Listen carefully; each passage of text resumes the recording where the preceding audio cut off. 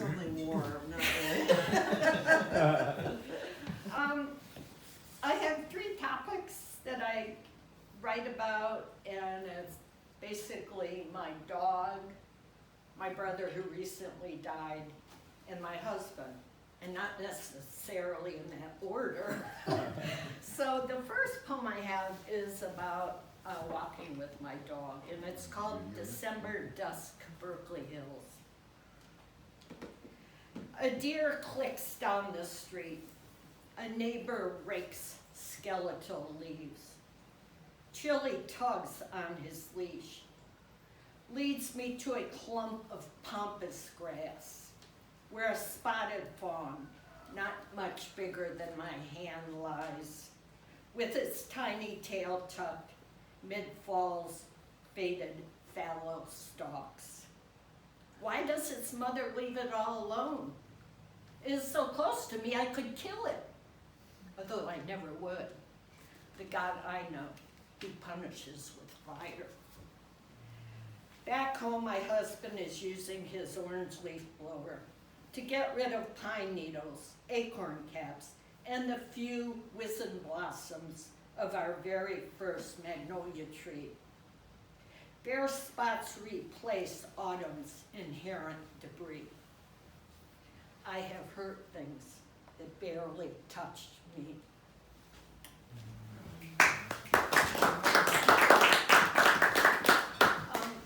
And this is in honor of my husband. Husband is there.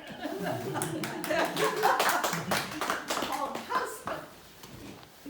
Knees touching, we hunch, look closely at the aphids.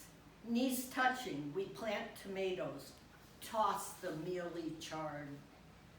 Bulbs don't like wet feet, you advise, so I plant the tulips in well-draining soil. But a novice, I put the wrong ends down. The earth blackens our well-manicured nails. And though we stall, we agree. The earth is all we have, what we must care for. We are growing moles, just like the earth, you say. Aging, we develop cataracts, and our bones are thinning. There is less of us. They take my uterus. Your prostate is excised. Although we are alive and continue to dream. You were holding Alfie with a leash made of rice. Your first words to me were, do you like dogs? Deer scat, mildewed weeds, gnawed on oranges left by squirrels, inhabit the compost box. The world is transitioning, angular and unfamiliar. And our favorite hollyhocks have disappeared from our yard. The Japanese elm you so carefully tended has died. After love, what else is there?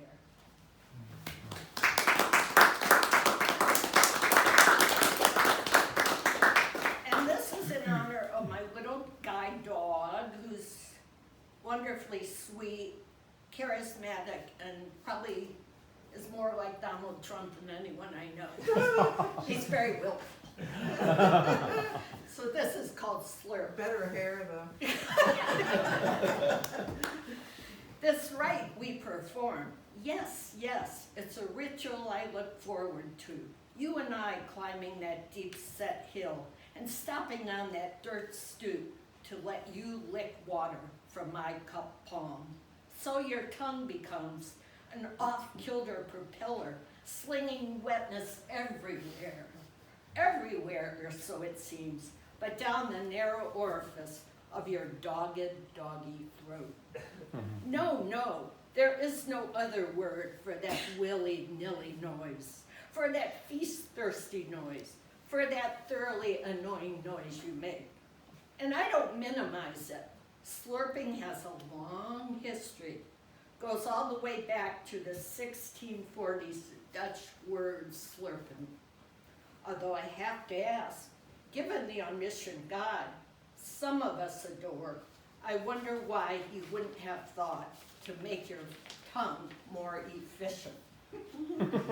I don't want anyone to know, no, not even my husband, what you do to the head and the heart and the lifelines of my palm. So much so that I'm a sweetness-devouring honeybee in the thick of it. So much so that I am a dried-out flower coming to life in the rain.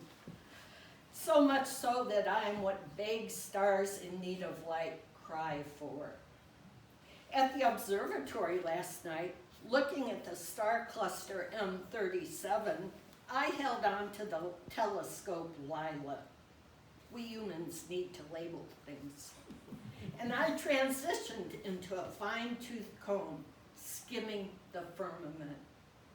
Today I asked myself why I bothered to look, why I bothered to investigate, why I bothered to wonder, when all I really care about is that moment of your tongue.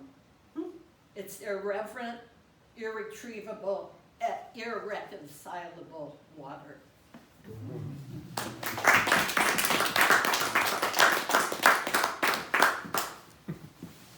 These poems are about my brother, and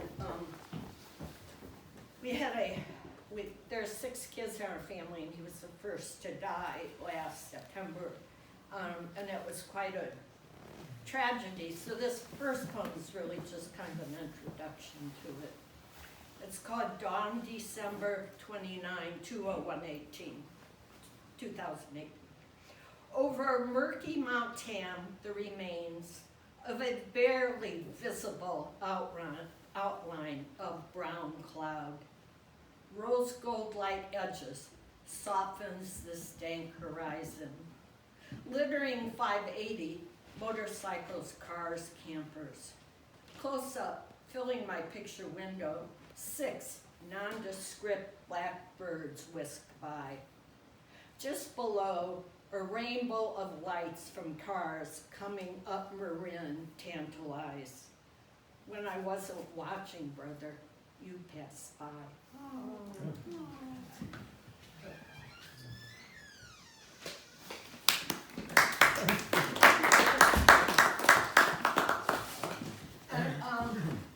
My brother and I, sometimes I guess this happens, we have kind of a fractious family, and I hadn't been in contact with him for about 10 years. Although growing up, he had built this wonderful underground fort when he was about 9, and it said no girls allowed except Alice. So this is visiting my parents with my brother, and this was about 20 years ago. And it's called Sneakers, as in, shoes, sneakers. Driving our red rental along the sun-riddled coast that year in Florida, the year we were both alive, we stopped the car, ignored the sign, no swimming after 10 p.m.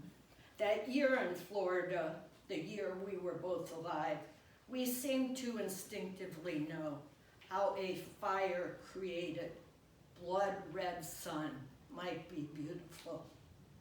Who is outcast? Who is ugly? That day, we decided to love them too. What we had in common, the fluid of our parents, we came to accept we were of them, visiting them in old age. After all the damage had been done, that year in Florida, the year we were both alive. We tossed our sneakers, we ignored the signs, inhabited the freedom we had never been allowed, to be open to the sparkle of the sea, you said, to taste this world, all its delicate hidden mystery. That year in Florida, the year we were both alive, I became someone else. Without guilt, without remorse, I swallowed bliss. The midnight moon where it is, and the water doing what it does, poured into the holes of my body. The abandon, my challenge, happened naturally. Diving in, doing a somersault, you picked me up, tossed me into the night, like the moonlight pouring into every crevice. The pearls of ancient water entered my mouth. my ears, my eyes.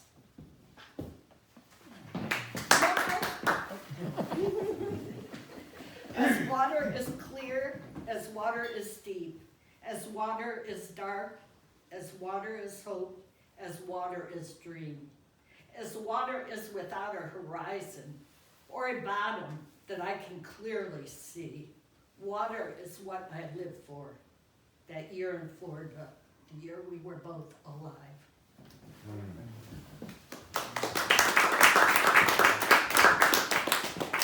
So this is my last poem, and it's about my brother. It's a little, I don't know what it is, but it's, anyway. It's 3 p.m., September 5th, 2018, Toledo, Ohio. When your brother is murdered, you want to tell the world. Yell it from the nearest treetop or from your front door, although you don't. On the street, you tell a few kind-faced neighbors. My brother has been shot. He's on life support. It feels good to say it to no one you know. Basic Midwest by origin. You don't wear shirts that reveal your bias, although you tie a discreet black silk ribbon, pin it exactly over your heart. And when your brother is taken off life support, declared dead at 5 p.m. the very next day, in memory of him, to the black silk ribbon, you attach a tiny silver sailboat, just like the comet you used to sail with him. You wear it everywhere you go. Although when your brother was being shot at 3 p.m. on December 5th, you were making the bed as he lay in the crabgrass at 520 Emerald Avenue, Toledo, a bullet bouncing around in his brain. And when the cops arrived and the shooter, rifle in hand, screamed, "Suicide by cops," you didn't know because you were walking your dog in Tilden Park. And 30 minutes after the bullet hit the wall of his brain and stopped to land in a fold, the shooter gave up. And when your brother is shot, lays, held in the arms of his co-worker Ray, in the crabgrass, you did not know. But you will change. Become a flashlight looking for something. And when you cannot find what you're looking for, you ask yourself why you are alive without him. The world no longer makes sense. When your brother is shot point blank with a .22 caliber long rifle, the barrel up against the back of his head, you wonder who you were when he was alive. When you failed to call, send a birthday card or Christmas card. Something is missing in the air. The oxygen is missing when your brother disappears.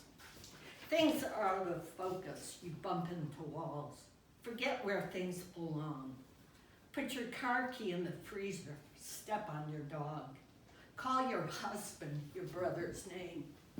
Although you memorize the date and time of his death and stare out the window at the trunk of an old white tree, it reminds you of his snow white hair. But when your brother is taken off life support, you don't say it to anyone. You keep it to yourself.